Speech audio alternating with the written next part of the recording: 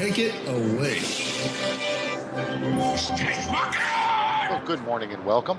This is Mike Harris on Veterans Today Radio, also simulcasting on Revolution Radio.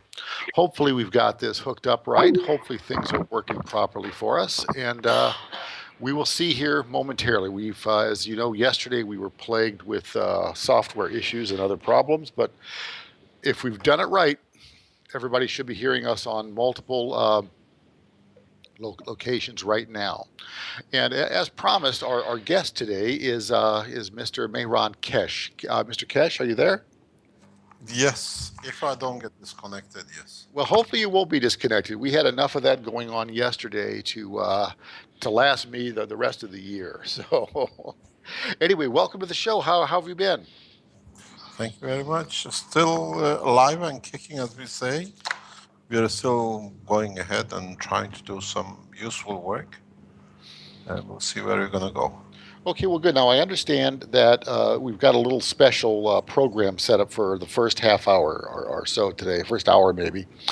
You've got a kids program going, and wanted to sort of have you participate with what are you teaching the young folks? What we have decided is that it's no good to wait and try to teach them the new science when they already got their degrees or they are in the high school. So what we decided a few months ago is that we start teaching the basic language of the new plasma technology to children. And Okay. you see, by teaching the children, the adults are learning more than the children do. So we are entering the back door to teach the adults and the children at the same time. Okay. So you have a program going today. So we're going to be allowed to listen in and eavesdrop on your class? It's not a class, it's an open session. It's run by a gentleman called Kevin Davina from Austria. Okay. So we expect him to be online. If he is, he's usually around. And he sets the scene, what he thinks children need to know or want to know. So I don't know if he's available. Rick Crammond can see him in the background. Okay, Rick, do you have him in the background?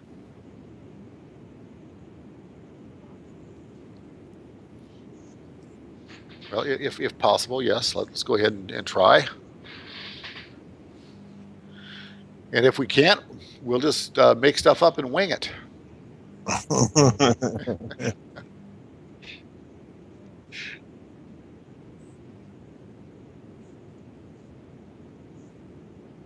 Okay.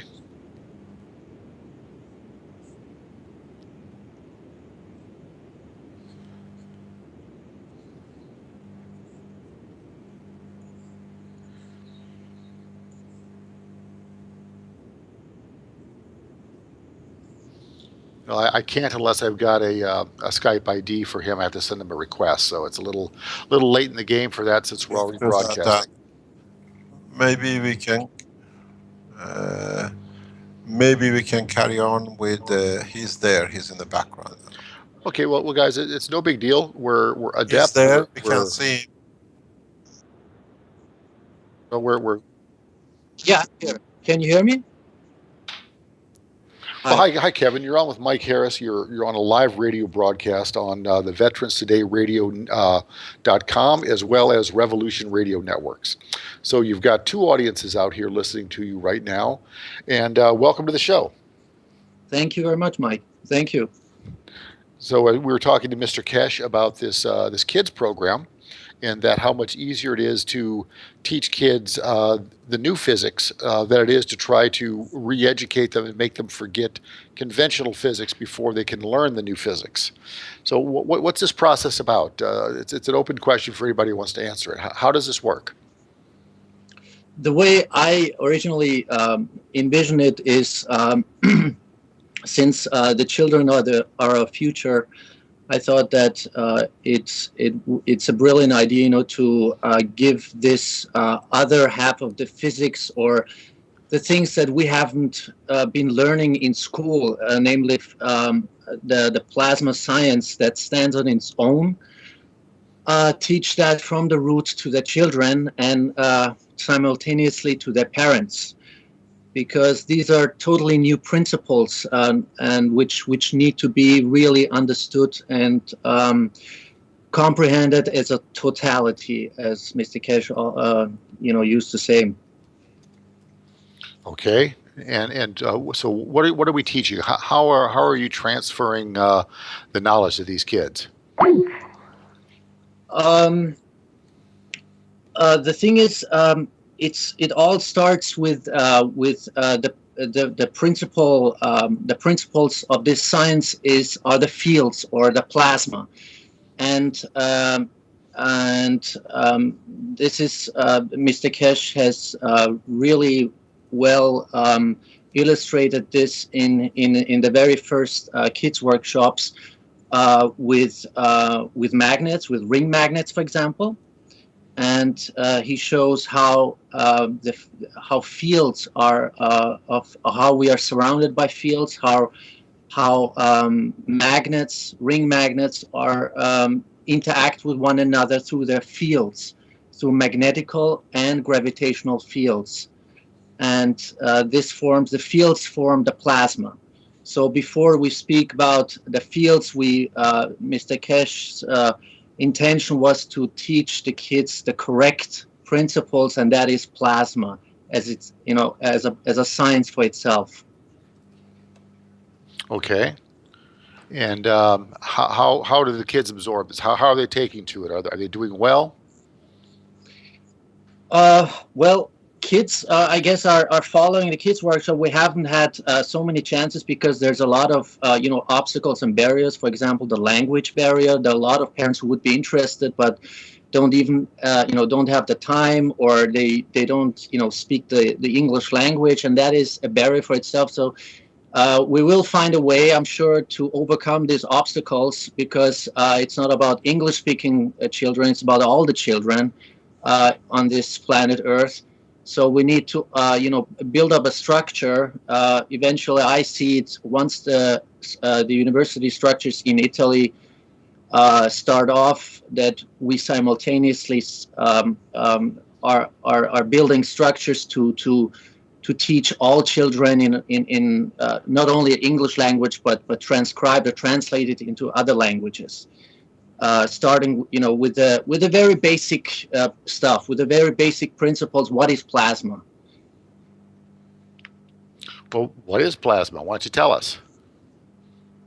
Plasma consists of magnetical and gravitational fields, which is, for me, if I may explain that, maybe Mr. Kesh can do that much better, but it's about attraction and repulsion. So these are two basic principle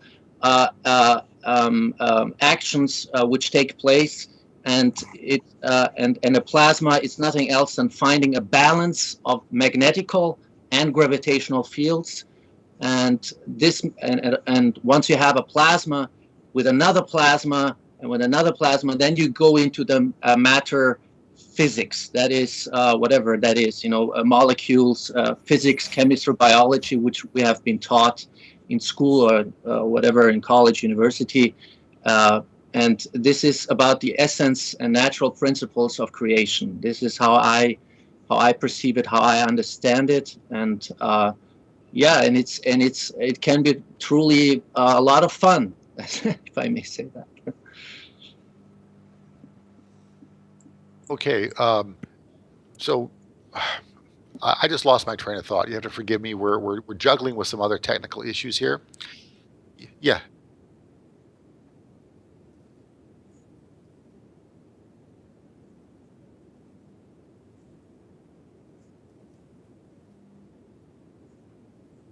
That would be outstanding. Thank you. While Rick is trying that, let us explain something which is very fundamental. Dr. Davina uses the term magnetical. This term is unknown to common people, but within the Keshe Foundation, it's very well used and understood. One of the problems we have in the world of physics is everything is magnetic. We call the magnetic field of the Earth. So what we have made it very clear, when you have a magnet, they attract each other or they repel each other. So We call the attraction gravitational and the repulsion, which is the interaction of two magnetic field of two entity, magnetical. So it's a clear separation, and calling magnetic field of the earth is magnetical field of the earth, because it's the repulsion field which every entity in the universe has. Earth has two things at the same time, gravitational and magnetical, which is the repulsion, what we call, that creates the atmosphere of this planet. So we call them magnetical and gravitational, which means the field forces created by interaction of two plasmatic fields. And then for short we call it MAGRAV, magnetic gravitational. So every plasma has both magnetical repulsion and attraction. Is when you have two magnets, if you have two similar poles, they attract each other. The term in English, gravitation, they gravitate towards each other.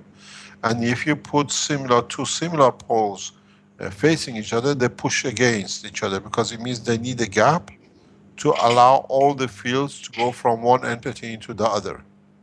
So the separation point fields, we call it magnetical, and the interaction of the two, magnetical and gravitational, makes the magnet, that makes the plasma.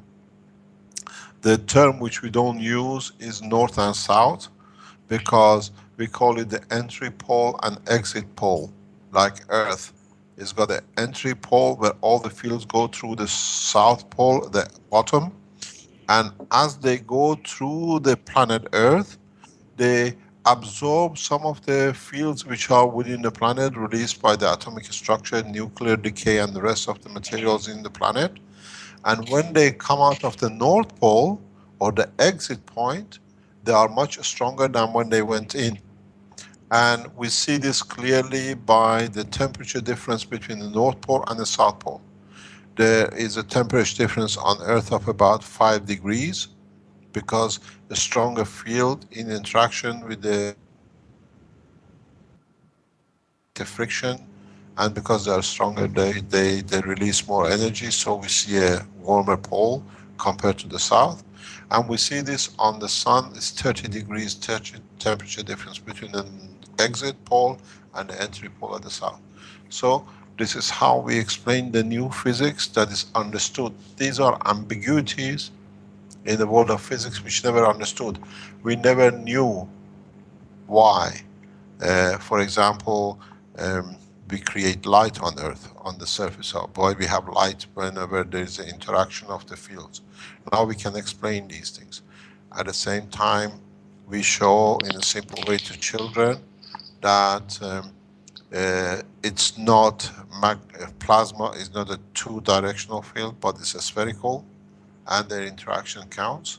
And understanding this, if you have two magnets, ring magnets, or you can make a spherical magnet as a plasma, if you bring them together, not flat on the table, but standing up, you find out the field is much extended, and the direction of flow of one dictates the direction of the flow of the other one. And so, if, for example, you put two magnets on the floor, on the table, if you bring one magnet which is slightly weaker, can go closer or further from the other one. So it's the gravitational magnetical field which dictates the position of one magnet in respect to another, or one plasma in respect to another. So the position of the Earth is dictated by the gravitational field and magnetical field of the Earth in respect to the Sun. And so, in a simple way, we try to get these youngsters to understand the totality, and then they find their own way to explain the whole structure of the physics and chemistry. And this is how simple children understand. And in a way, now we understand, for example, as we say in our teachings, why Venus rotates clockwise. We know this because the hypocrisy that, for example, Venus was hit by the meteorite and changed its direction is totally non-acceptable, because we can show with the systems we have. Venus is rotating clockwise due to gravitational magnetic field created by it internally and its position in respect to the sun. And if we increase the power of the sun, the planet will rotate clockwise, which can show it, it's been shown a number of times. Or if we increase the gravitational magnetic field of the Mars, it will start going clockwise, anti-clockwise. So the hypocrisy that the Venus rotating in the opposite direction is not correct. It's a physical interaction of the plasmatic, magnetical and gravitational field of the planet in respect to the strength of the gravitational magnetic field of the sun and its position at this moment. When the Venus gets pulled further in a few million years, it starts going clockwise like every other planet. And you can see this in experiments we've shown before in different teaching. So we are teaching the correct way, the true work of the physics, not assumptions which has been made up to now.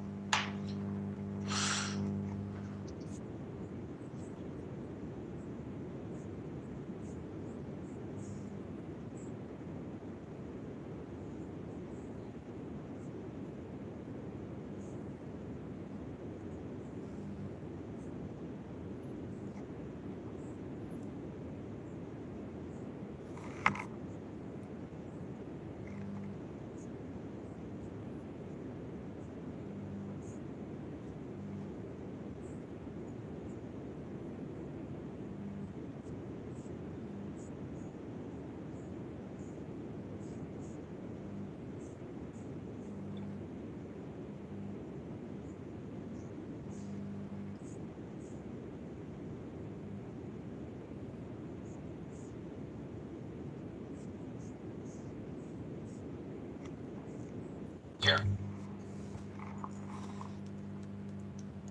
I'm trying to watch your live stream. I'm trying to watch your live stream feed, but I can't see it here, so I'm at a disadvantage on that. So, what else do we want to share with the listeners relative to the kids' workshops? You had Mike on the phone, on the line? Yes, Mr. Kesh, Mike is here. I just wanted to say thank you, Mike, for having us on the show. It's an honor. Well, the pleasure is mine, and thank you. So, all right. For the live stream for the kids, Rick, if you can pull up the picture number 1 of magnetic polarity for me, and I will start explaining. I'm going to try and be as visual as I can with my words so that the radio listeners can understand as well. Well, go ahead. We have about a 30-second delay between the live stream and the video, so I'm waiting for it to come up. So, all right. Magnetic polarity is talking about the fundamental elements that are in space, as Mr. Kesh calls them. What are they called, Mr. Kesh? I'm listening. I'm trying to remember it. They're called antimatter and matter. In the normal mode. We call it principal matter and transition matter. That's correct. The principal matter and the transition matter. What you're seeing on the screen are blue circles and red circles that have pluses and minuses. Okay. The plus is the positive polarity, the minus is the negative polarity. Okay. And they have invisible rings or spheres around them that dictate whether or not they're attracted to the other. Okay. Just like any magnets. Okay. If you put two ends together that are the same polarity, they're going to repel. Right. So in nature, in space, all around us, okay, we have these positive and negative principal fields that are constantly searching for each other, and they're attracted, Okay. So, next slide, Rick. When they finally meet each other, all right, they're attracted magnetically, just like you would have the opposite ends of the magnet. They're stuck together, right? So what happens is that you have the positive charge and you have the negative charge, and when they join together, okay, they create a spark of life, okay? Not necessarily life, but the spark of life. And almost instantaneously, if not instantaneously, there's a protective bubble, a lot like if you were to picture a soap bubble that comes around the two principal fields, okay? And what happens is that the two DC currents from the principal fields, the red and the blue, when they join, okay, that electricity, that energy has to go somewhere, okay? So it goes in a circle. But just because there's two circles there, it's an infinity loop. In other words, it's constantly going to be moving in a clockwise direction, okay? So I want you to imagine taking a wire or a tube or anything that's circular, okay, that's flexible, and twisting it in half, okay? So in the middle, they cross, and then you have two smaller circles, all right? That's what we're trying to picture here. Now, what happens is that DC current from the negative side will start in the center. It'll go up to the right on the red, and it'll follow the rotation of the Earth to the right, okay? When it meets in the middle, it switches polarity and turns to a positive polarity, okay? And then it follows it to the left all the way around, and then it comes back to the center where it switches back to the negative polarity, all right? When that happens, that is when alternating current is formed in our nano world. All right, next slide, Rick. The principal fields, in my descriptions, I have them as matter, antimatter, and dark matter. That is, for verification of Mr. Cash, but that is my perception of it. The positive side is the matter side, okay? The negative side is the antimatter side, all right? And when the two of them come together, they create that field around it, and that holds the dark matter in between, okay? The dark matter is the matter and antimatter. I'm not going to say that because I'm not 100% sure. When matter and antimatter join together, they share electricity. They don't combine together, but are held together like magnets on a metal surface. Picture batteries in your devices at home, okay? You should be able to see it. The two batteries on there. The positive terminal on your battery has the little nipple on it, and then the flat side is your negative terminal. So if you're looking at the two batteries, you can kind of visualize how the current is going to flow from those batteries into your device, okay? Remember, there's two ends to the batteries. So you're going to have two currents started, and then they're combined together to give power to your device. All right, next slide. Slide number 4. AC, or alternating current, is created when the electrons start in the center and move like the hands of a clock, or clockwise, and cross over the center again. Once it crosses, it changes polarity and switches back and forth. It alternates between positive and negative, hence alternating current. All right, to kind of give you a perspective on the amount of energy that we're working with here, okay? one cycle, or 1 hertz, as we call it in the electronics industry, is one complete cycle through the circuit that an electron has to follow. Okay, no matter how big the circuit is, if you just had 1 electron that went in there, it would take it 1 second to complete an entire circuit for 1 hertz.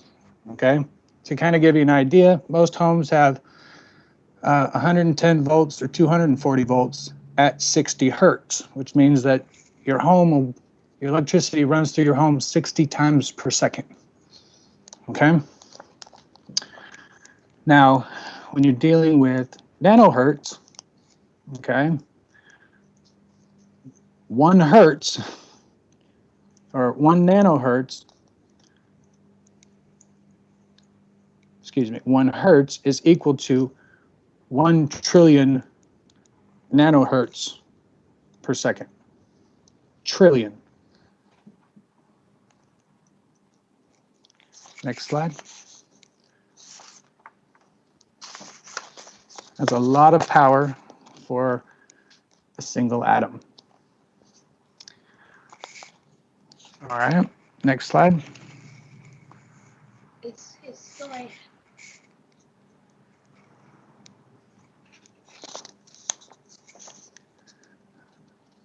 All right. Can you still hear me? We can hear you fine. You sound good. Okay, it's really quiet. Next slide, Mr. Drake. Okay, game up. Making AC by nanocoating. All right, what we're dealing with all of this technology that Mr. Cash has been so graciously willing to share with the world, it's all dealing with nanocoating, dealing with atoms.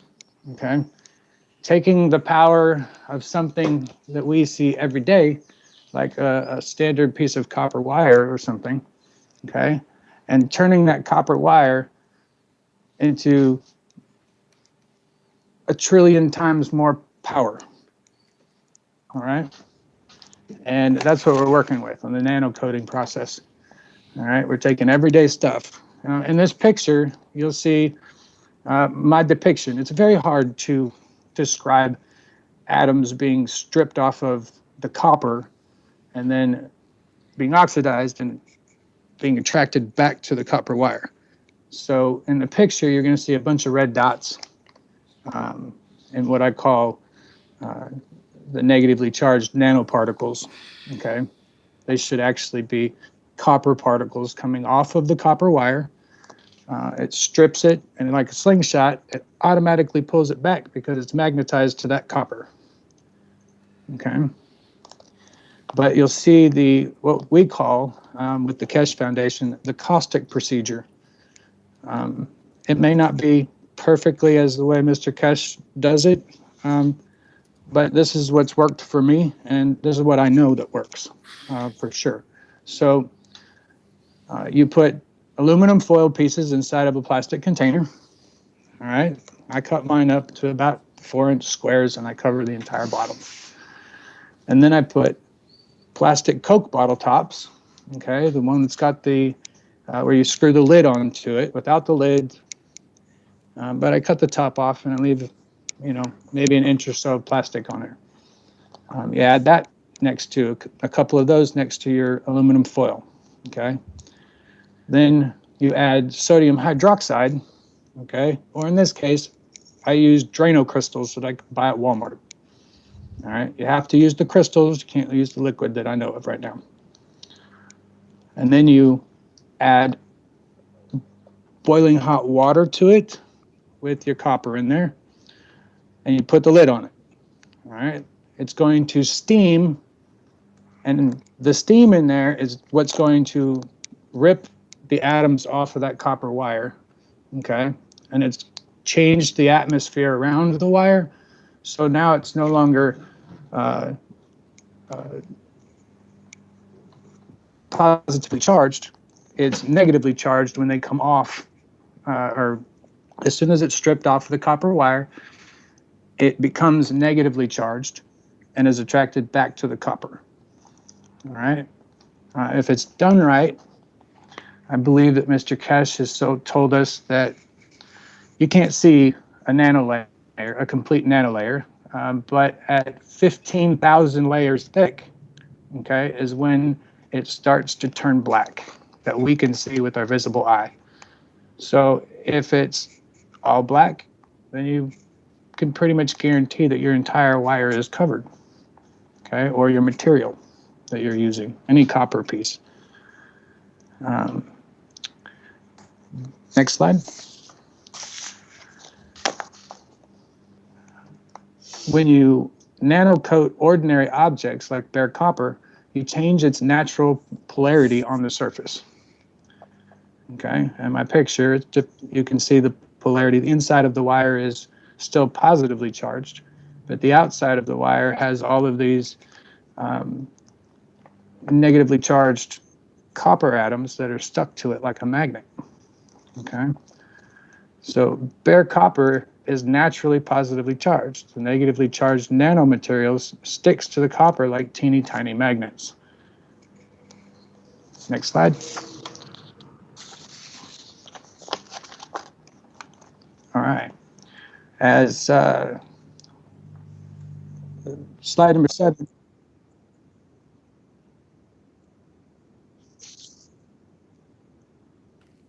This is the last slide.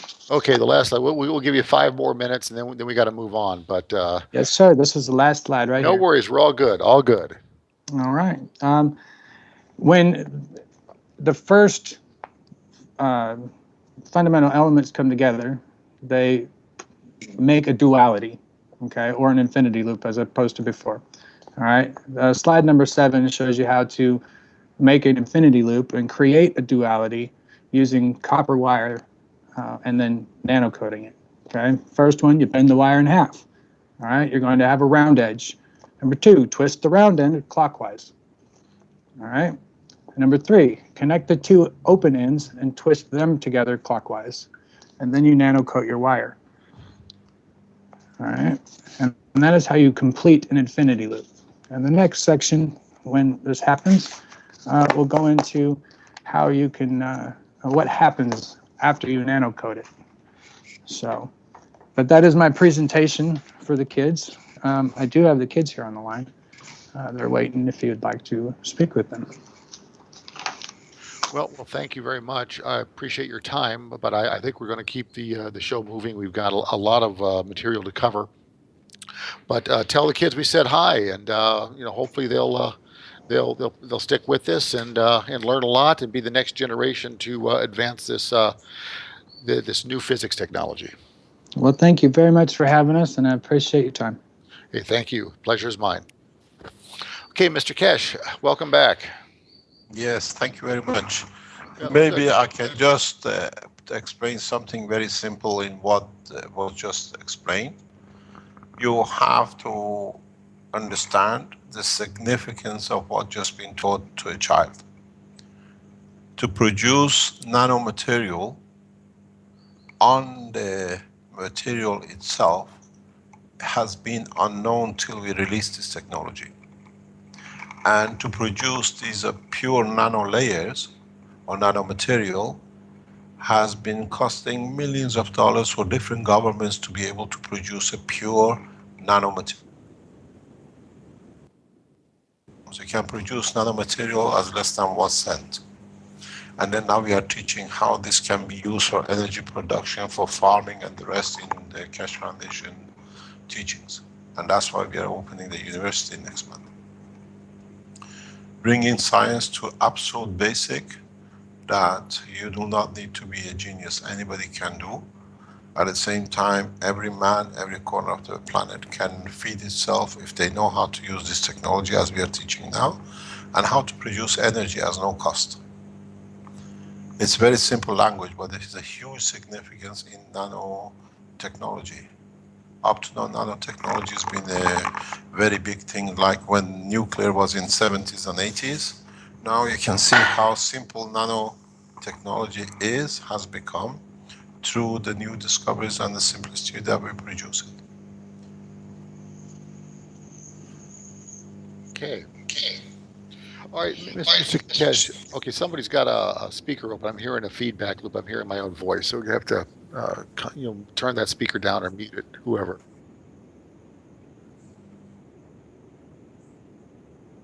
Okay.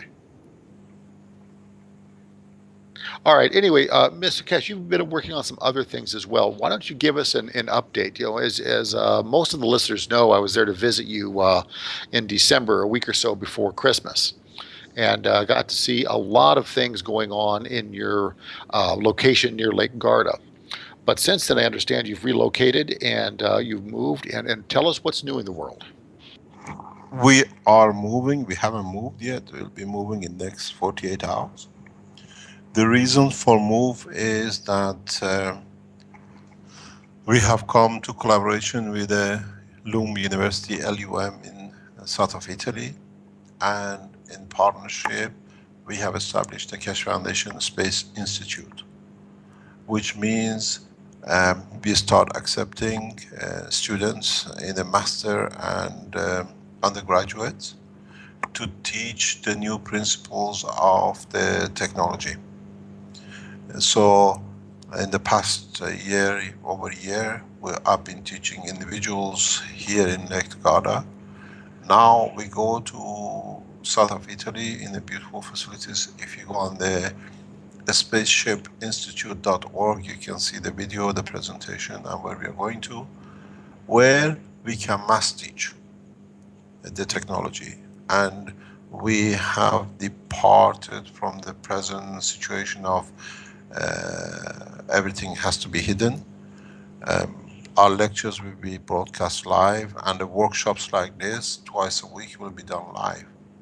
And anything we discover or any development done by the Keshe Foundations around the world, they'll share openly. So we don't believe in patents. The knowledge, like the way Mike just explained to you, making a nanomaterial is not a secret, it's open, you can do it. And we teach in Chinese translation, in Spanish translation, in Italian, and for the children.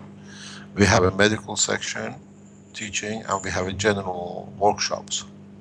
So then if your dream has been to become an astronaut, or you wanted to become a space scientist, now you can do it in the environment of the Spaceship Institute.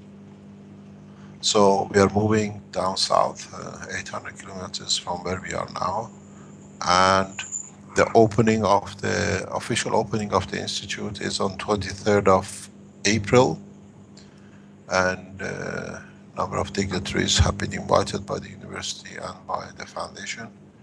And I think you, Mike, you are one of them who's coming in as well, if I'm correct. Well, we think we've got a dignitary scheduled to come in. We think we've got one agreed to, but I'm pretty sure we do. You got somebody you know very well invited to as a speaker. Yes, I do. Got that taken care of. But we're going to keep his name off the air right now. He's primarily a pretty shy individual, so we'll keep that in the back in the back channel right now. Yes. So if your dream has been to go to space or learn about the space technology, this is the opportunity which we are giving to every man on this planet, every man or woman. And we start in September, hopefully this year, or latest next year, the same kind of education from basic foundation for children. So we teach undergraduate, we teach children from the primary school up to the graduation as masters. And at the same time, as you are fully aware, one of our knowledge seekers in America is trying to set up the Spaceship Institute of United States as a university course or organization. And we have already spoken with our Chinese colleagues that to start the Chinese Keshe Foundation Space Institute, that the Chinese can carry on with the same thing in the space. So, Mr. Cash, what you're doing is somewhat of a novel approach, in that this technology that you're exploring, developing, propagating, you're not limiting it to any one country, but you're sharing it freely with every country around the world. What is your purpose and intention behind this? I already know the answer, but I want the listeners to know. Our intention is world peace. When everybody has the same thing and the same technology, when there is no hunger, when there is no shortage of energy, when there is no shortage of food, when there is no pollution, we'll find peace. Man always has progressed when there's been a peacetime, much faster than the wartime. On the other hand, they say it's a dream, but we don't have a dream. You can go on all the Keshe Foundation teachings on the forum and the live stream. You see people around the world are doing everything the same. They're growing, testing plants, they are creating energy, they are testing the cleaning up the environment using the material by capture of CO2. If you go on our website, keshefoundation.org, you see we are the only organization in the world who's marketing physically units which capture the CO2 from the air. But because we've been up to now as an institute with the Iranian nuclear physicists at the head of it, now that become an international institute, you will see it go public. What this means, we have never seen gases in a solid state. So now we developed the technology in a simple, you can buy it for about $29 or 35 euro, whatever it is on the site.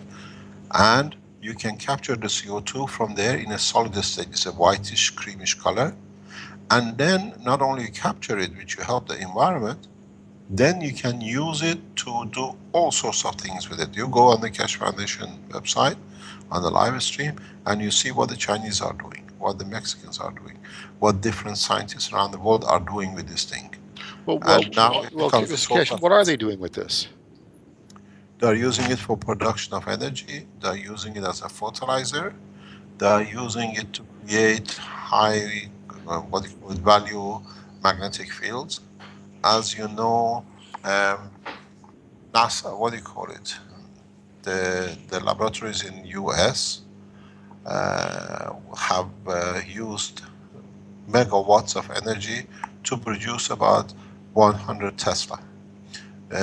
Late last year, we managed to produce 129 Tesla with only 12 watts. And so Las Almas, using such a heavy power to use it, cannot accept it because they don't understand the power of the plasma they're using on the vibration of electron. We are testing flight system. We have managed to reduce weight, to increase weight. And at the same time, I am not spoon feeding, but I'm teaching that everybody learns at the same time. At the moment today, the Japanese government has spent millions of dollars up to now on the situation with Fukushima using the Keshe Foundation technology. It's one of the only hopes, the last hopes left to find a solution. We have received waters from the Fukushima plant. We tested it. One of our knowledge seekers last year live showed it in Japan how it can be absorbed, the radiation. The scientists in Japan, with the instruction of the Office of the Prime Minister and Ministry of Finance, watched the presentations live from Fukushima, and they took all the data which was there, and they took all the materials which was left, and they tested it. They found there is a possibility of a solution. So they brought the waters for us, we tested it, they took material back from us, and the fourth stage of the final stage has been going on for past 4 weeks, and hopefully it will be completed by end of this month or early April, where by adding materials which we have suggested, and I explained to the scientists at Fukushima plant and the Japanese government, a few drops of a material reduces the radiation to absolute zero. And then the decontamination can start. Because at the moment, the biggest problem is cesium and tritium. We have shown that how we can literally bring the radiation of tritium gamma ray to zero. We do not destroy, this is the beauty of it. We do not destroy the cesium, we don't do anything. But by introducing a new material in the environment, we create a condition where the radiation loops back in itself. So it does not leak to the environment. When you do examinations of different high-level scientific tests on it, it shows still as a cesium, but without radiation, which has been unknown. This is exactly what Mike explained in a very simple way. We create a loop in conjunction with the radioactive material, so the radiations of going to environment gets into the infinity loop. And we have seen this now, there are further developments with this going.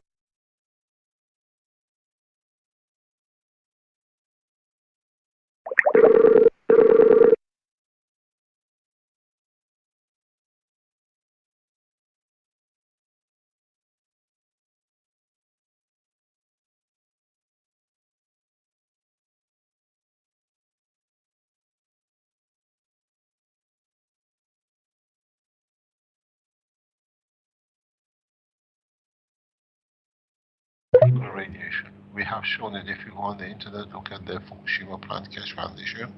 You see the test done on the waters of the fire station in Fukushima about last May by one of our knowledge seekers, Yukoko, a beautiful woman who joined us as a knowledge seeker. Now she's left us. It showed that there were zero radiation and clean water. It's a huge application. Hopefully we see some results from it from the Japanese government. They'll be open and they'll publish the report. And the situation has been so positive that we have literally flown three different amounts of different materials to Fukushima direct for testing. They asked for more because the results are there. And at the same time, this allows to literally muffle the whole of the reactor number 1 in Fukushima directly in the plant without moving any material from the site. This is a huge breakthrough. If we come with the data and everything agrees, then even Chernobyl can be mothballed very safely, and any other nuclear plant, which means... So there might be a method to take all of the 457 nuclear plants around the world that are obviously have defective designs and safely retire them, so that we're no longer living with that ever-present danger hanging over us? No, we don't need to close them, but we know if anything happens, we have a position to be able to safeguard ourselves. There is a position now that we are looking at development of the extraction of the radioactive material from environment on air. We can do it from the water. We have to wait another 2 or 3 weeks till the Japanese government announces their test result. Our material has already been tested, they know, but they're looking for a continuity of the result because of the position we've taken. Italian Nuclear Center has already confirmed the reduction in cesium radiation and gamma ray, but they don't understand the work of the nanomaterials the way we produce it. And in a way, we don't need to mothball the nuclear reactors. We can run them and know them. We don't need to decommission them. We can add this material to the system and let it run for years and years. It's a huge change in nuclear industry.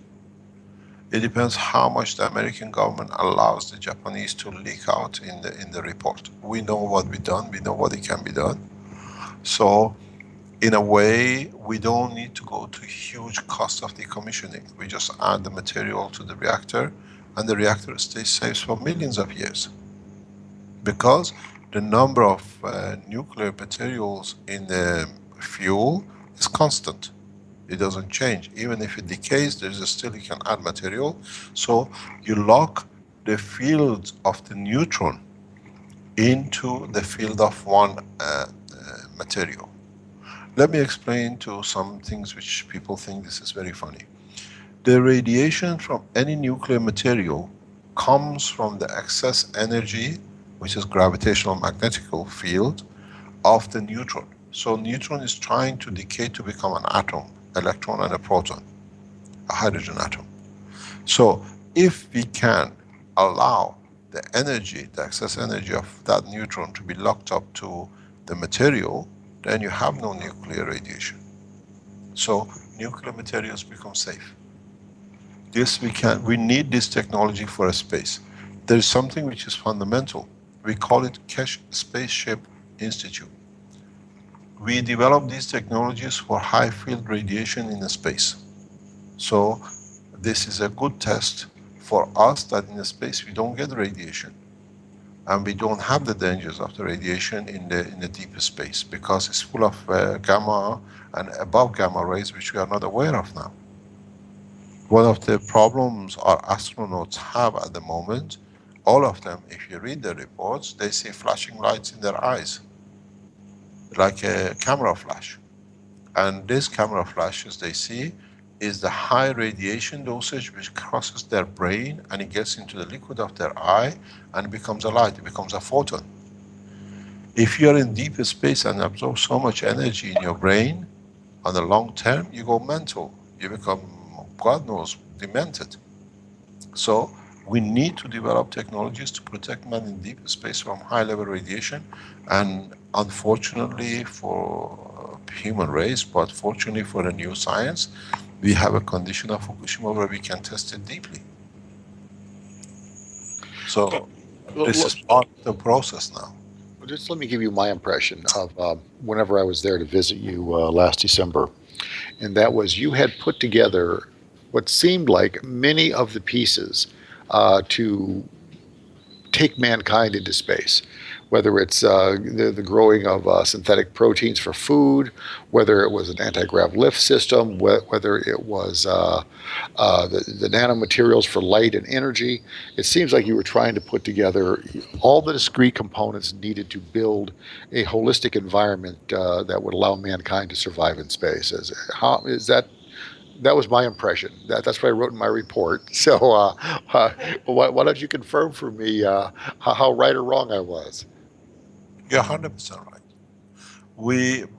I'm a nuclear physicist. I have a line of thinking that going to space, living in what I call a fuel tank, we call it whatever, a space lab, floating like a leaf, is not natural. And secondly, if we lose the line of food or energy to the lab, they die. So I looked at the structure of the universe, how planetary systems work. They produce their own energy, they produce their own light, they produce their own heat, they produce their own protection, they produce everything is needed. So we have replicated the technology and it seems to be correct. The only problem is that now we can go to space without ever looking back on planet when the next supply will come. As you were in the lab, you've seen it. From the air, fresh air, we produce protein, which is natural. I've explained it in my papers. And now in the past few weeks, we have shown how we can produce hemoglobin from fresh air. It's been documented in the teachings. And now we have the facility to produce a full sustainable life in deep space, where you have a zero gravity, as you have now in the space lab, is non-existence. You have a 1G condition. You live the lifestyle on Earth. You produce, what you breathe out as CO2 and the other materials from your body becomes the food of amino acid that becomes your food. And then the energy the same. We are, according to the people at highest level in NASA, we are 50 to 70 years ahead of NASA, any other space program. The reason we are unknown has been as I just told you, is the color of my passport. If I would have had an American passport, I would have been more than Einstein. But having an Iranian and not changing my nationality, 40 years living in Europe, is the biggest curse for them. But it's a beautiful thing because it's allowing us to develop the technology in a very deep way, but across the humanity. There are over 100 Keshe foundations around the world in small groups or national groups. this is good for us because the root is learning how to do it. Man on the street has become a scientist that he can help himself to produce energy and food, and we teach him how to do it. Hey, Mr. Cash, I hear our break music coming up. We're going to have about a 3-minute break, so everyone can go get some refreshment or whatever. We'll be back in a few minutes right after this short break. Stick with us, folks.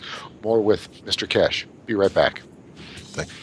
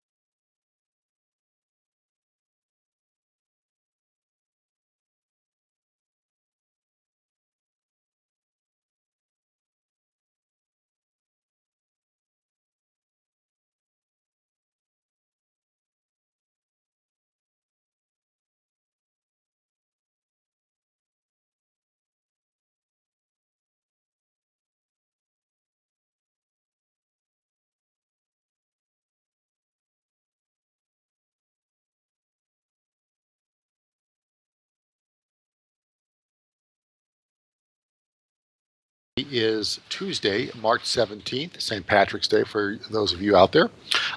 2015. My guest today is Mr. Kesh. So, Mr. Kesh, welcome back. Thank you very much. So, where do you want to go from here? I think I have some questions for you and stuff. And like I stated, it seems like you've put together all the essential components for to get mankind into space. What are your next steps? What is your timeline? What are the ultimate goals? The ultimate goal is taking mankind to space in a peaceful manner.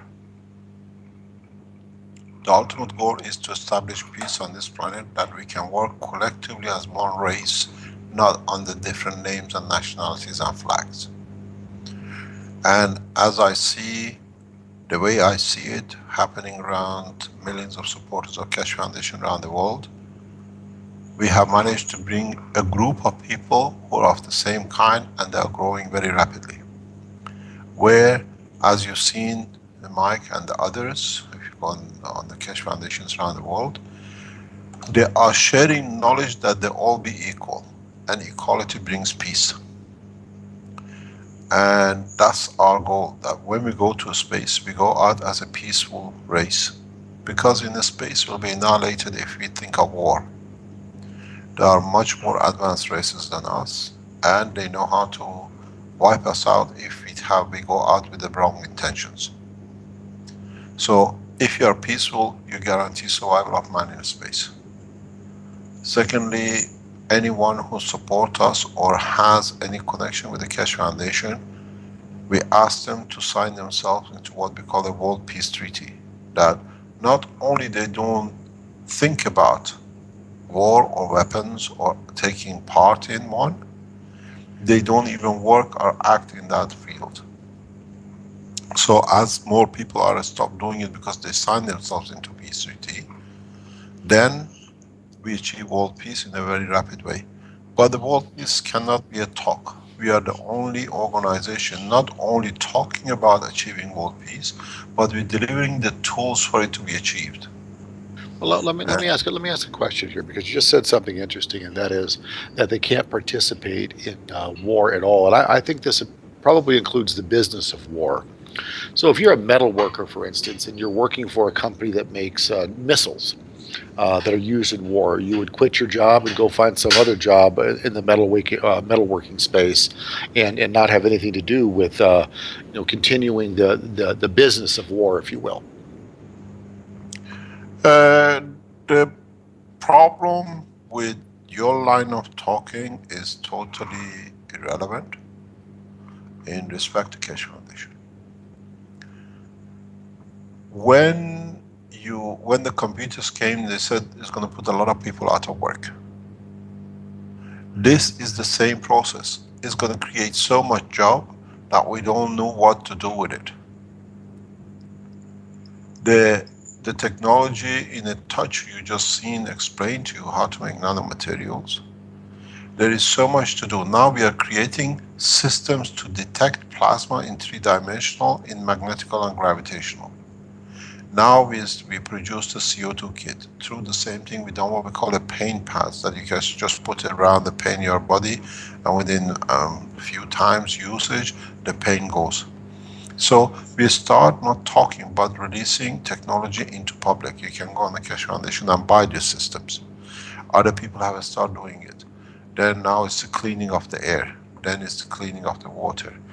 And then is everything else, producing food without fertilizer.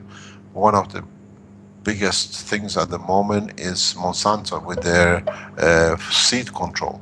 If you dip your seed for a few seconds or a few minutes into the CO2 you capture from the air, which is in the bucket you can buy from the Keshe Foundation, you destroy any genetic modification done to the seed. So start having applications. Okay, now, wait, let me make sure this is clear, because I want the listeners to understand this, because I don't. So if we take this CO2, this gas that's been turned into a solid, it's a liquid state. And into a liquid state, And then you take, let's say, Monsanto's genetically modified corn that's got other genetics in it. It will reverse the genetic modification and turn it Yes. back into a pristine state as if it Yes. was natural. Okay. Yes, because we tested it, we know we are correct. We run trials for nearly 4 or 5 years. I've done different tests myself. What happened? You have to understand the science behind it. Otherwise, it's a fairy tale. A GANS, what we call CO2, is in the state of nanoplasma of CO2. Mike explained to you nano layering when they're attached to each other. We've developed a technology in a very simple way, exactly as a leaf of a tree. A leaf absorbs CO2. There is no mechanism, there is no factory inside the tree to absorb CO2 and give oxygen back. We have discovered the method of doing it. So what you do, we have created an environment where it creates the plasmatic condition magnetic field of a CO2, which absorbs exactly like a leaf CO2 from the tree, and it changes it to the sap, but you capture it as a CO2 in a like a solid liquid state. Now, this CO2 is a plasma. A plasma is the sun. Sun is a plasma. It releases energy. So when you put your seed inside the liquid for a few seconds or a few minutes, because test has been done by scientists, in the next few weeks, I don't have a time to finish checking the paper. We release the pictures and everything of the growth of the seed. So the energy of the seed interacts with the seed itself, and literally it's like what you call it, like deactivates what's been activated according to the density of the field in the seed. So whatever has been added to the genetic of the seed, automatically it goes back to itself. It's exactly how it works in Fukushima. We absorb the energy. They added to it, so you take away from it, or gets mixed into or added by the CO2 to the seed. And when you cultivate it, you go back to the origin. We even seen the seeds which have been left for 2 or 3 hours, and sometimes 2 or 3 days. When you grow them, the wheat becomes like grass. It grows like a grass. You can cut it like a grass. It goes back to its origin that far. So in time, now that we open the university section of the university, now the Spanish have started, Spanish Keshe Foundation has started, Spanish speaking Keshe Foundation from Mexico. They have started even putting CO2 in the ring around the tree to see how it grows without actually touching the seed. So you use the field of it. The changes are played. The universe works on plasma. Universe is created out of plasma, and universe operates totally on the plasma condition. Atom is a plasma of 2 plasmas, electron and a proton.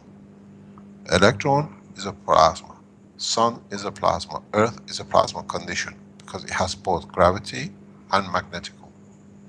So in this condition, you can interact the fields of the CO2 with the fields of the plasma of the seed, entities of the seed, which again is protein based. Wheat is a softer protein than the meat, but it still is a kind of protein. As you were in our lab and you mentioned, you've seen how while we are capturing CO2, we produce protein on the top layer of the water, because nitrogen, oxygen, carbon and hydrogen are in the air. When you extract or create a magnetic field of the CO2 in the water, as it's coming in, it brings with itself protein as well to be captured on the surface. So you can use the protein now when we do the last time confirm it, for food production, for eating, as a protein, a substitute. So now the field of CO2 changes the characteristic of the field of the seed. So you go back, depends how far you want to go back. Monsanto, gene modification is over, it's finished. Monsanto spent billions of dollars to control the seed. Now it's in the hand of the public. My life is not in danger anymore. People are doing it all over the world. And this was the whole purpose of my work. To give the knowledge to the world that no one can control no one. And we've seen it, Chinese, if you go on the Keshe Foundation in China, in their first program, they showed how they've used CO2 in China, and they grew Chinese leaf let us leave, and the ones which were not fed on the ground with it, they're frozen, and the ones which had the CO2 stayed as fresh and good, and the root structure has changed. Today in the Mexican teaching, our Spanish group have shown that they put a ring around the plant with the CO2 in it, a plastic ring with the CO2 gas in it, what we call gases in nanomaterial, which you capture in your unit, and they've tested it in Germany. And in all the frost and everything of the winter, the plant is still as if nothing happened. It's like summer condition for it, still green and growing. So people and governments are spending money to develop this technology. And they're trying to understand. It's a new science. We have to understand it and how to control it. But in fact, our body is made of the same material. This is what we didn't know. We have discovered now for the first time how our body is made and how it works. And if you go on the Keshe Foundation health section, we explain organ by organ, pieces by pieces, the bone, the heart, the brain, how everything works. And how we apply this in health section, how we apply this in making the effect of chemotherapy to be good, and you can live with chemotherapy, with the operation we developed.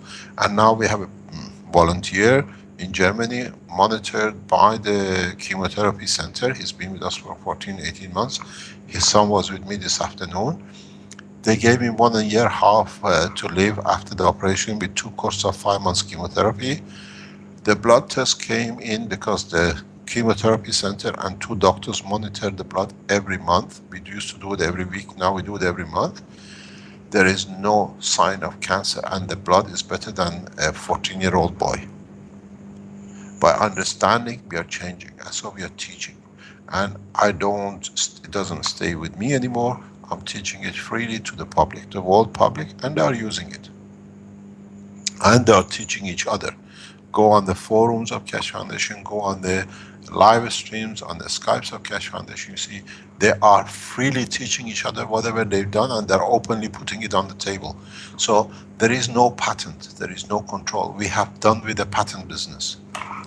It's so many of us, 7 billion of us. You can make enough money to live a happy life if you want to produce it for your neighbor and your nation.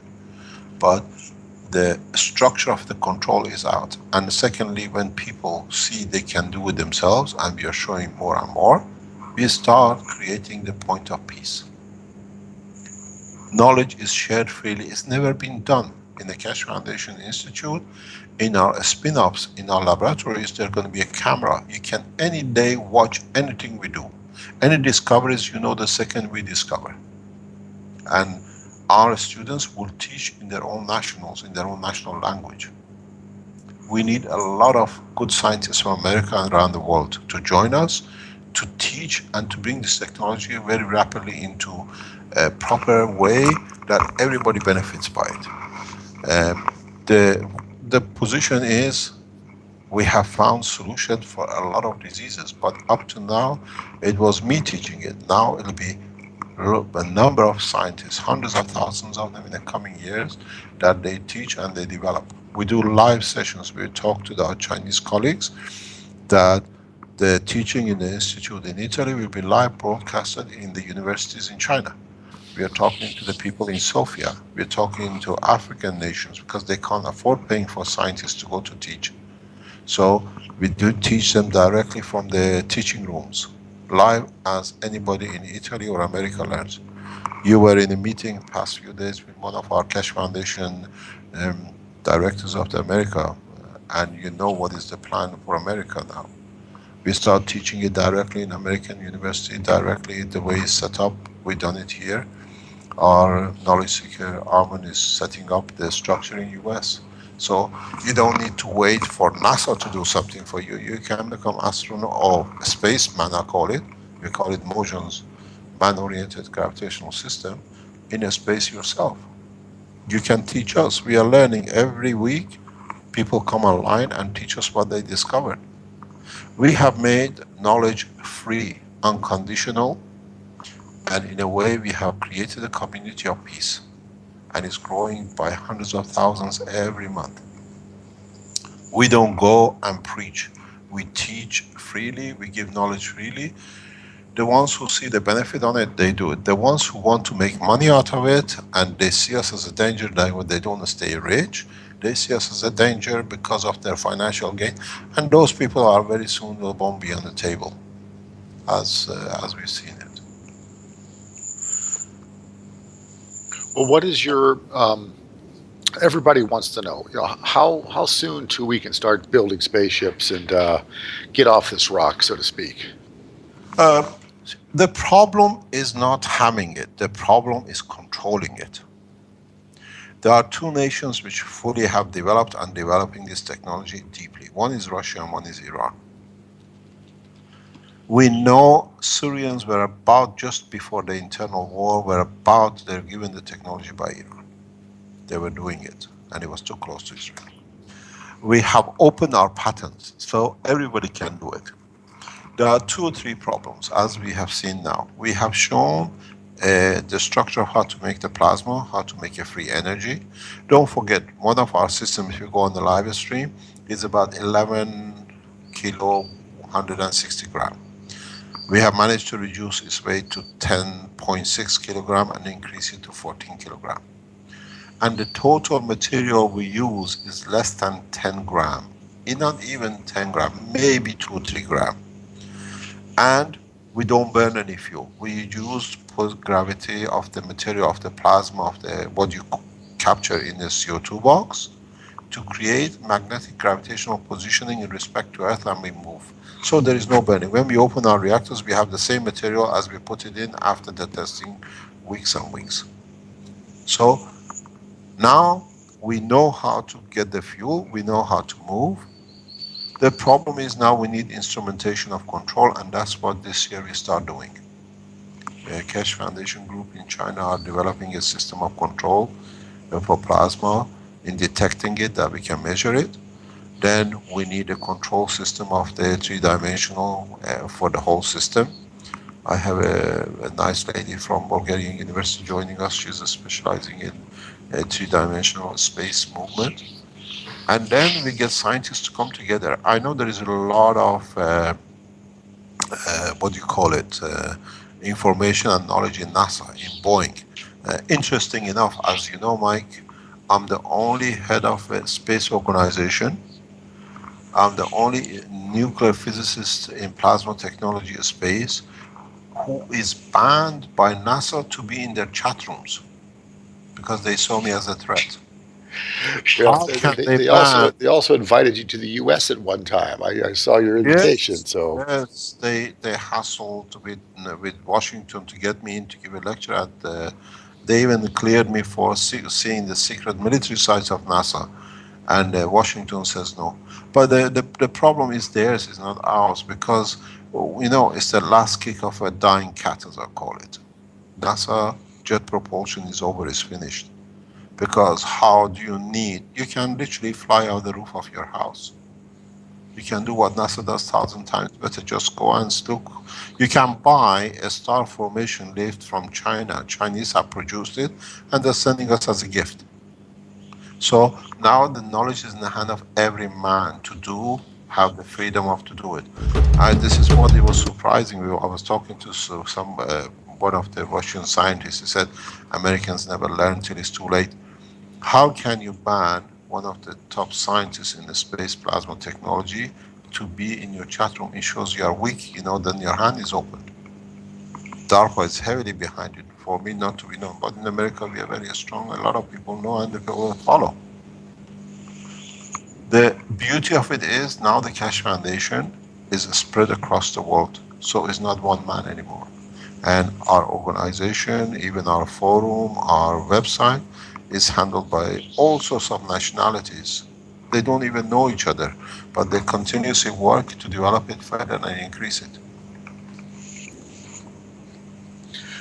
So what kind of a timeline do we have? Are we looking at 5 years, 50 years?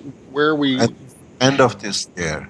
End of this year. Okay. End of this year, we should have the equipment to be able to measure.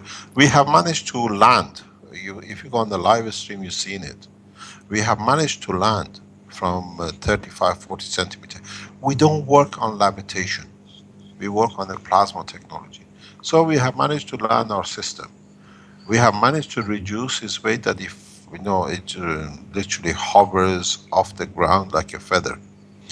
Because we don't have the right equipment to understand where the switch transition point is, which is getting developed in China and hopefully in Italy very soon, then we can dictate the position of where we want to stay, what is we have to change.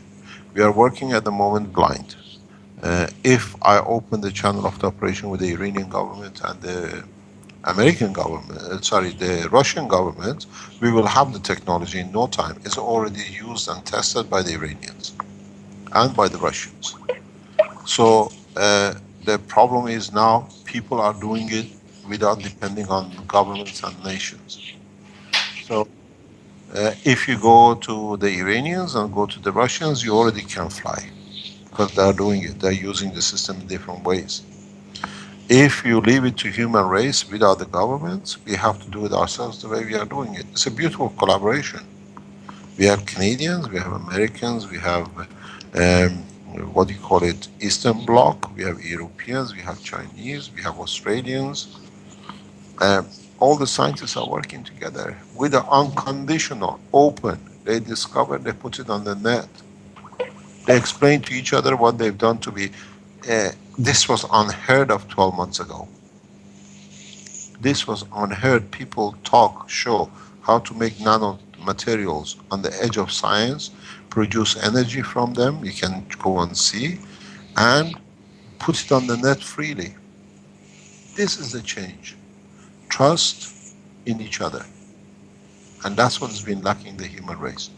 We did not trust each other. We lost the trust, and the trust was lost through the promotion of color, race, and religion. And now this is over. We see the Chinese working with Christians, the Muslims, the Jews. They're all in it. They're all feeding each other. We see national security of different nations on the line, learning and teaching. So we brought the change in. Now it's got to grow. Well, I recall a couple months ago that the U.S. had sent an Aegis-class destroyer into the Black Sea to sort of flex a little military muscle, let the Russians know that, hey, we've got resources we could project into the Black Sea as well.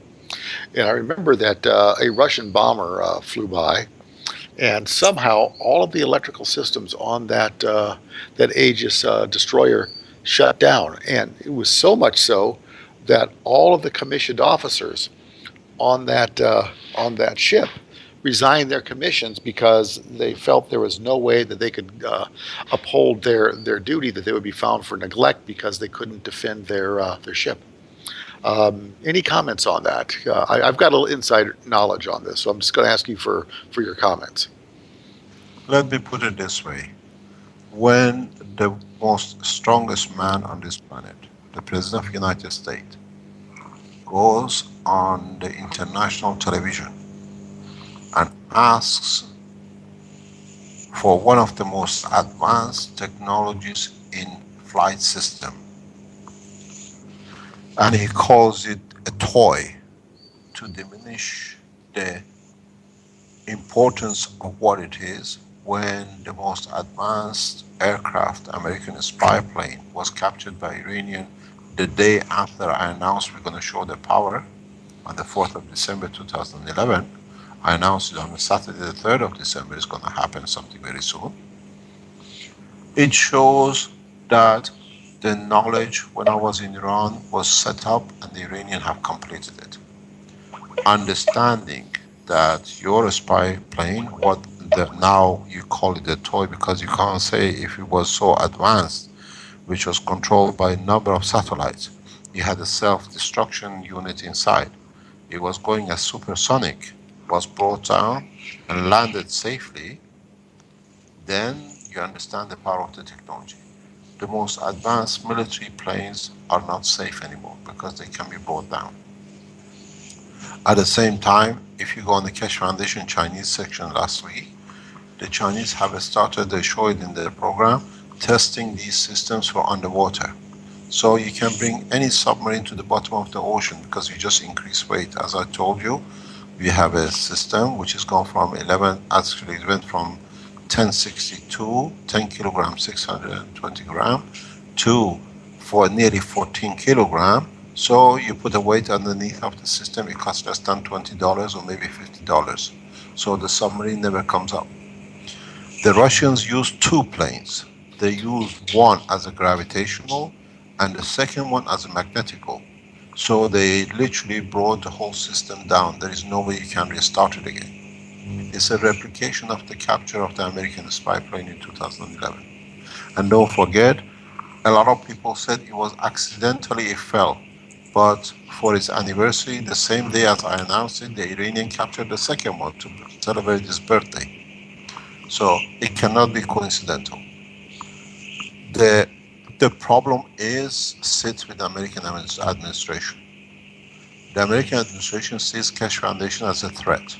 Now the Keshe Foundation Spaceship Institute is the biggest friend you ever had. The friendship comes that what you claim to try to achieve peace, we are achieving peace.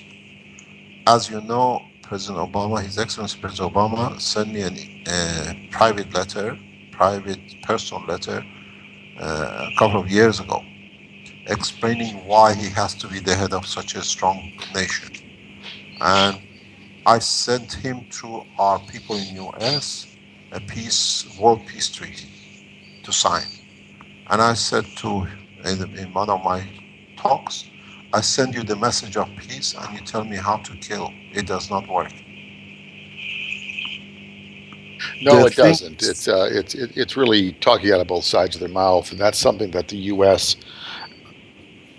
represents itself as being a country with one set of values. In reality, it's a country with an entirely opposite set of values, and how it pursues its foreign policy, an aggressive foreign policy. Let me say that.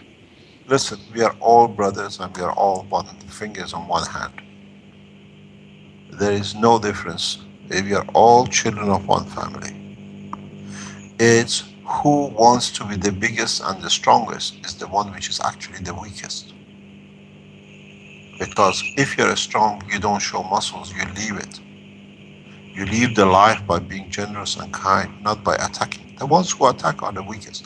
How can the most bankrupt nation be the richest? You cannot even service your debts. You're just printing money to cover the servicing the debts we all created years ago. Oh, I know. You're preaching to the choir on this. I've had this discussion many, many times. So how can now we've shown on the seas you're not safe anymore. In the air you're wiped out. And it's not the technology. I'm not endangering. As you know, 6 months ago the Belgian government put in a spy as a student in our midst, and they poisoned me and my wife to kill. And we were poisoned again in the past week by what they left behind in trying to clean the house out. So these are all the last remnants of the people who want to be leaders and kings. So they diminish their own power. The problem is, if we work as one unit, the way the Keshe Foundations around the world have become together and working, you just go on the internet. They discover something today, within hours is on the internet. We find something in the lab, within hours, the pictures of the whole reactors, everything is on the internet. People can see and replicate. Once we start working as one unit, as one family, then we'll find peace. And with it, we find a way out of this planet to be able to go out and live a peaceful life and have a peaceful life here. I gave the technology freely to the Japanese. This has shocked the Japanese government. They say we have to pay something for a patent. I said it's a gift. You decide when you use it what you can give to us, that we spend it back in Japan for the Japanese nation. And they said we have to find a way to make a donation like this. So if they agree and the report is correct, now they have to go and find a way to make a donation to a company, to a foundation, Keshe Foundation, that the foundation spends the money for the humanity. But the problem is the head of the foundation is an Iranian nuclear physicist and there's an international boycott on the Iranian nuclear physics. It's a huge mess. It's a huge mess. I invited the American government in my meeting with your high officials, and I put my table across the table to the American official, as you know who it is, as one of the highest ranking officials. And I said, this is a hand of peace from Iran. Let's shake it and start talking. And you know where we are now because of it. Before these present talks, I announced that we come with an open, full transparency. And you've seen me done. And now I announce something else. Accept peace on the Iranian term, or you'll be forced to accept peace on the Iranian term, which is just, equal, and allows the Iranian scientists to do their job. Because if we do not achieve peace through equal and just, between the 5+1, then those who are trying to hide behind it, they'll try to access the technology which Iran has developed, and then it'll be one-sided for the other in the 5+1. I make this very clear. Washington has no choice but to allow Iran on the controlled way, which is good for Iran and the Iranian nation, to develop its nuclear industry in plasma and in heavy materials. This is the right of Iran as much as the US. But at the same time, the Iranian nations gives a guarantee they will never use Iranian nuclear materials for any weapon technology. And this guarantee is given today. We speak very clearly. Stop boycotting a nation and its people and its sick children for what does not exist. That's what's happening. The Iranian children are dying because of medicine, and high quality materials cannot come to Iran. What would happen if such a boycott is set on America that it cannot import anything? And Iran showed it by the plane, Russia showed it by the boat. No entry into the borders of the water territory of the United States between two nations. Within hours you will start eating each other in US and Europe. So let's talk peace, but on equal transparency. Not coming in to get access to the latest technology of Iran that you can use it against each other. A lot of you are veterans, you listen to this program. You have to understand the truth behind the 5+1. Iran has centrifuge which every 6 American and European centrifuge is equal to 1 Iranian centrifuge. So Iran with 20,000 centrifuges developed in 10 years has equal to 120,000 American centrifuges, which is huge. And at the same time, they use a fraction of the energy. That's why they want to come in and see how we do it, that they can use it and make a nuclear bomb and different bombs for the others. On the cover of Iran is making bombs. In Iran, we do not need nuclear weapon technology. We have shown how we brought this, one of the most advanced crafts down. Russians shown the Navy situation. So there are more advanced technologies in our hand to force. We are men of wisdom. Don't forget, when you go to Christmas, you speak about the 3 wise men from Persia. We are very wise, but very, very astute as well. We know what we are doing. Let's talk peace in a correct way, sharing knowledge and technology the way we have done. But all the boycotts has to come to an end very rapidly. There is a block enforcing, but at the same time, what you don't like to do to the others, don't let it be done to you. It means boycotts can be effective. I told you, Mr. Harris, when you were with us before Christmas. Only needs change the advanced ship and the Black Sea to a very normal super tanker headed from Middle East, from Saudi Arabia to America. You stop 10 tankers, the panic sits, and then the problem starts for the Americans. You'll be so busy trying to salvage your problem internally to feed your nation that the rest of the world will come to peace. Then you have your own problem. We love you and we respect you, and it has to be mutual. We share technology with you the same. Well, let me insert something here, because what we're seeing out of our government in the USA right now is not the will of the people. Our government has been hijacked by what I call a criminal cabal, and the American voter, the American electorate, has been shut out of the process for some time now. There's been a couple of... That is your problem, your internal Oh, national. I understand. It is our problem, and it's up to us to deal with that problem. But perhaps this external pressure that's going to be put on the people who are in power will aid our efforts to clean our own house and purge our government and our culture, our society, our nation of those who would want to cause harm to others. Because the American people don't want this. American people don't want war. We never have. Listen, let me explain to you, Mike.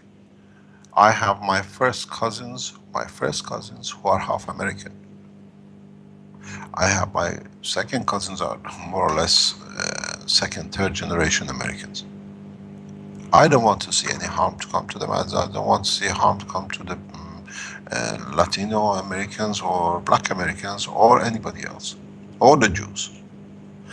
The problem is we have to stop the process of making money out of hate, out of hating each other, out of resentment, out of making money under different names of color, race, and religion. We got to work as one. And by sharing technology and science that we are doing, we are achieving it.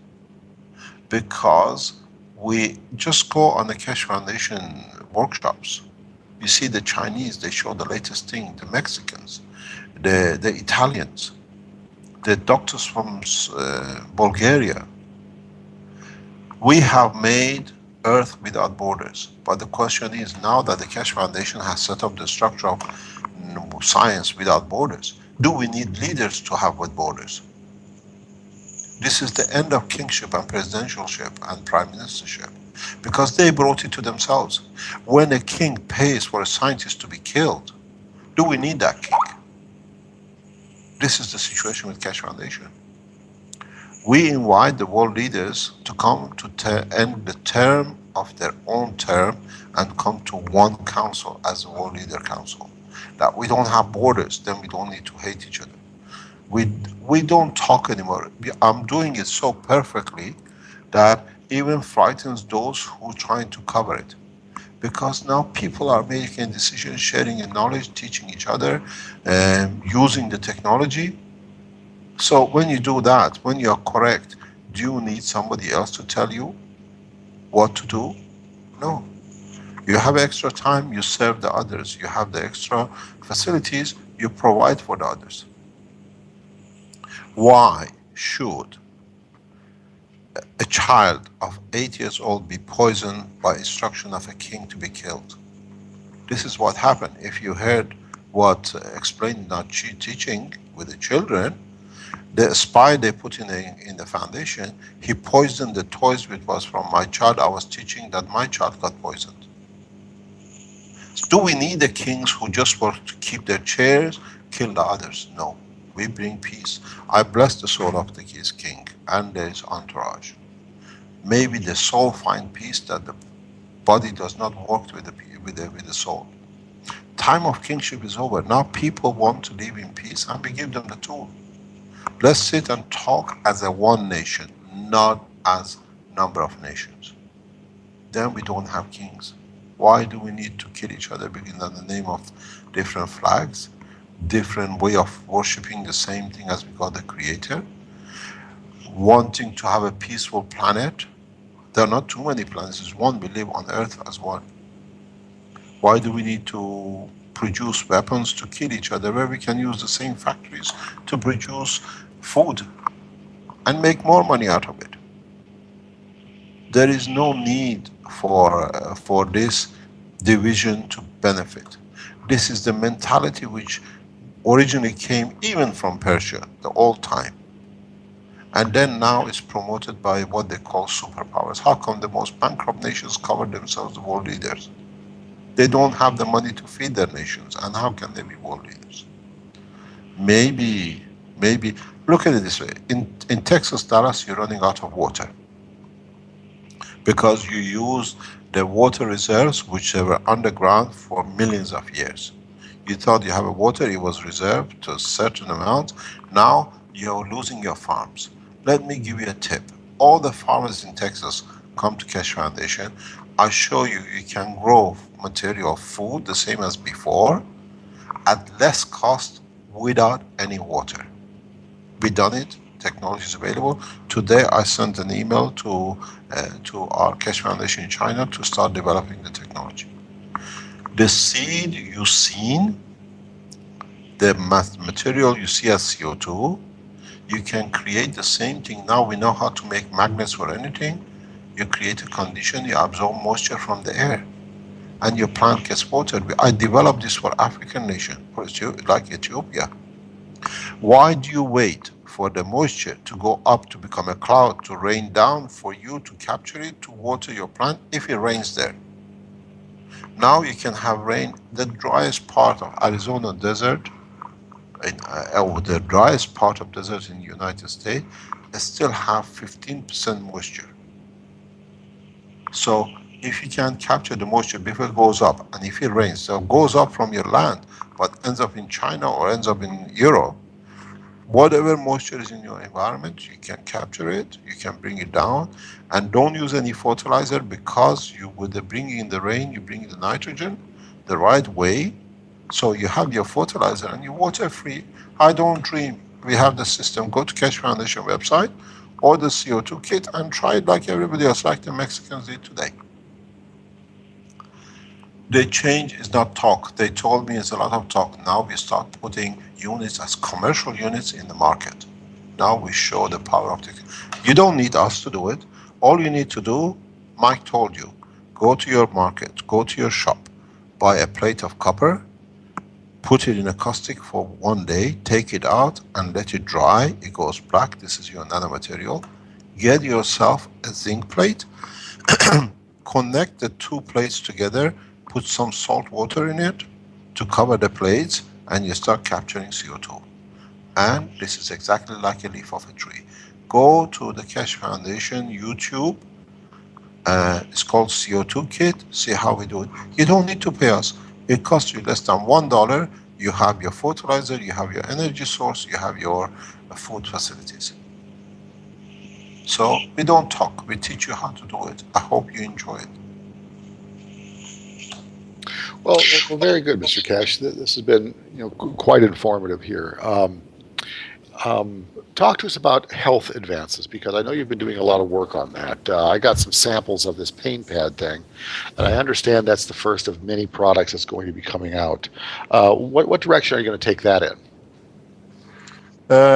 We have been given access, or we've been told we've been given access to hospital facilities in Italy. So we will have the beauty of it with this technology, you don't need a hospital, you can do everything at home. You have a cancer, you can process your cancer at home. You have a mentally handicapped child which is born by lack of oxygen, you can do it at home and bring your child to normality over 2 or 3 years by just simple system which we developed. It's not a fairy tale, we've done enough, we have hundreds of records of it. Everything has been kept. So what you do, you have Alzheimer's, you can reverse Alzheimer's. Very easy, by just drinking water. I could not do, I've been making these systems by hand, one by one. Now I'm teaching it to be made in masses, but people have to understand, because if they get it wrong, they cause themselves different problems. So we teach it in the institute. You don't need hospitals. Even the old people, if they process the right way, they can still live a life till the time when the body cannot carry the physicality, but live a good life. We've done this. People who've been with the back broken, bent like 70 degrees, looking on the ground, walk after 3 months upright as nothing. Because we have found the process. So the health section has to go internationally in hand. And now a lot of system has leaked out, a lot of people start making cancer units and the rest. Because you have to understand, one of the things which Belgian government is trying to chase me for is practicing medicine without a license and asking people for money for selling magnets as a fraud. They want as a what do you call it, as fraud. Because this technology is so simple, but it took a lot of development. And what they say, I don't need a license. I make a system like Earth. Who says it's it's a health system? It's a copy of the operation of the planet. So if I'm practicing medicine, which I don't do, I build system which does the processing. They have to sue the mint, the beetroot, the ginger, the garlic. Which court are they going to take them to? This is the stupidity of it. If what I do, developing a system like a garlic, that when you take it, you have no cholesterol, or you lose your what you call diabetic, so you have to sue every planet on this earth, every plant. Go to dates and go to banana, from sugar cane to God knows a potato. This is the ridiculous thing which they have come to stop, to silence the technology that people cannot have, that they can abuse people more. And then because people donate to us, they say it's a fraud. This is what they're...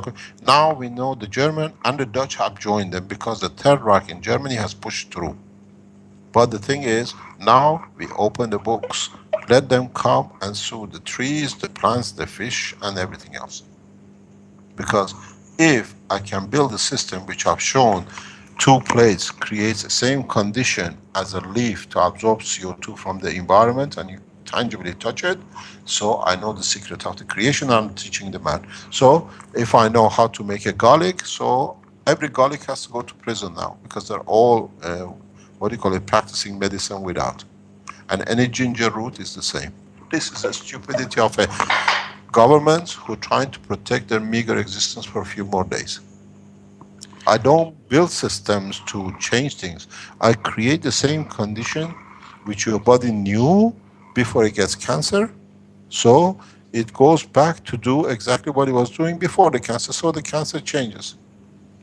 But the cancer doesn't change, the body changes to normality, so your cancer doesn't show as a cancer. But it's still there, but it doesn't show as a cancer.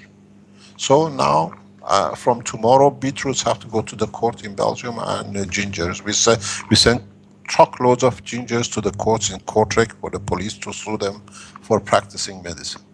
This is the stupidity of it. Ginger criminals. You just made a comment here that let these governments enjoy their last few days. What do you think the timing is on changing this over to getting this to a point where governments have outlived their usefulness, outlived their function, and are retired, just for lack of a better word? Governments is us, people of this planet. We have decided to give some people who are incompetent to have power over us. And all we are doing, we are not getting it back, we are not fighting it back. We're carrying our own peaceful way that they come and join us. Fighting takes energy. Why do you need to fight? I don't spend my time fighting the different governments. I carry on releasing technology, I carry on teaching, I carry on opening now the university. So in a time they come see this guy is not the enemy, he's a friend, we need to go at least partially his way, and then in the future a full way. Why should a number of Japanese die? There are brothers, there are family. Why should they die? Because I cannot go to Japan to finish the technology to stop the mayhem with Fukushima, which the rest of us are getting affected with, plus helping the Japanese to live a normal life. All these tanks that are building on the mountain, 1 a day, 400,000 liter, all becomes assets of the nation. The Americans serve the Japanese to become richer than them with what they have in these tanks, and I explain to them. Every tank, let me explain to you. Every tank on the mountains of Fukushima power plant will create between 10 to 50 kilogram of pure gold. Now multiply 1500 by 50 kilos. Now you see how much you add to pure assets of a nation. I've developed the technology, but at the same time, we destroy the radiation. There is no radiation. So you can drink these pure waters. The technology is very simple. The Japanese have flown twice, 3 times here. They've taken the material. A government doesn't spend this kind of money for nothing if there was nothing in it, and they come and go. I can show you the bottles. I showed it to you when you were here, I think. The bottles from the Fukushima bottle. Yes, you did, Yeah. actually. Yes. Yeah. So it was. I informed the Italian government immediately. There is such a move that I've received the nuclear water from Fukushima. I didn't know how it comes. They brought it here, and within hours they flew back. They came. They took more, and the material is going. We are very open. I'm waiting for the Japanese to be open to announce what they've done with the research on Keshe Foundation, because they're afraid of Americans. They do something wrong to them. This is the problem. Fear has caused problem for man. As I said, if I was in America, I would have been 10 times more than Einstein. But here, still I serve as a human being, the human race, and I'm much happier than having a name. But at least we are making the change. We are making a change to world peace, and we are making change to end up the kingship. Because when people are correct, they don't need... You got to understand the structure of the kingship and presidentialship. When you're a king, you have to force people to pay you for you to be the boss. And only comes by injustice. So, when you want to rob a certain number of people to be head of, you have to be unjust, because if you are correct, people don't need a head. They can follow each other in the correct way. We need governments to have a structure. But we need world governments. We need one unified law for everybody.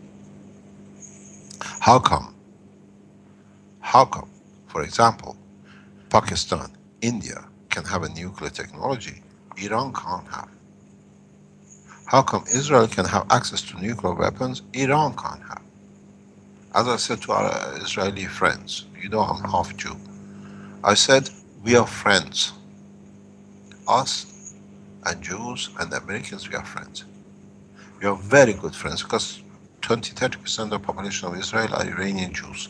They are the people who established the original Israeli state. They went from Iran. Half of my family went there. But I'm still loyal to my nation, to my government. I'm Iranian. I never changed my passport.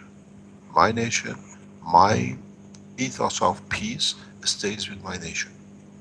We are friends. You send us a nuclear bomb. You send us aircraft to bomb the nuclear site of Iran. We showed you how we captured the most advanced technology aircraft you had, with all the satellite self-destruction. We do not need to make nuclear bombs. We do not need to go in that territory. We need to know the knowledge and know-how, but not to use it, because it's all right, because we need it in a space. But when a friend gives you a gift, what do? You don't need it, you give it back. As I always said to the Israelis, to the higher ranker officers of Mossad.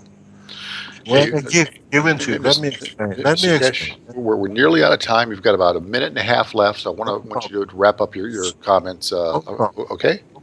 Yeah. So now we don't need your gift. Where would you like your gift back? In Tel Aviv or Washington? Don't even think to attack Iran. We are friends, we work as one. And my foundation is set up to start a world peace. And we talk peace through the Institute. Thank you very much for your time. Hey, Mr. Keshe, thank you very much for joining us. We've got a minute left. Any other comments from the other group, the other parties who were on the call? There's several. Anyone? We've got, like I said, a minute or so left. Closing comments from anyone? Okay. Well, I guess not. So I'll go ahead and make a plug. Let me tell you one thing. We invite the human race, or anybody who likes to be at the beginning of this change. We start on 23rd of July at 10:30. If you want to join us in the movement of peace, we're teaching freely and openly. Come and pay us a visit and celebrate the new generation of life with us. 23rd of April in Bari, Italy. Well, very good. So it's an invitation to the public. The 23rd of April in Bari, Italy, at the university. This is the LUM University, and University Keshe Foundation Spaceship Institute. Keshe Foundation Spaceship Institute. All right, Mr. Kesh. Well, we're about done. I've got a couple of announcements to make. Tomorrow, my guest is Gordon Duff. Thursday, I'll have Carrie Cassidy, and Friday, I'll have Miles Johnston. And we will. Can I say something? Oh, certainly. You're the guest. I'm talking to Carrie Cassidy tomorrow night in her show. Okay. Well, she's a good girl, a good friend, and I hope you have a good interview with her. She's a good person. I like her. Thank you very much. All the best. Thank you for your time. All right. Well, thank you for your time, and hopefully we'll see you in Bari, Italy on the 23rd. Thank you very much indeed. We'll enjoy your company. Okay. Well, folks, I think we're about done here.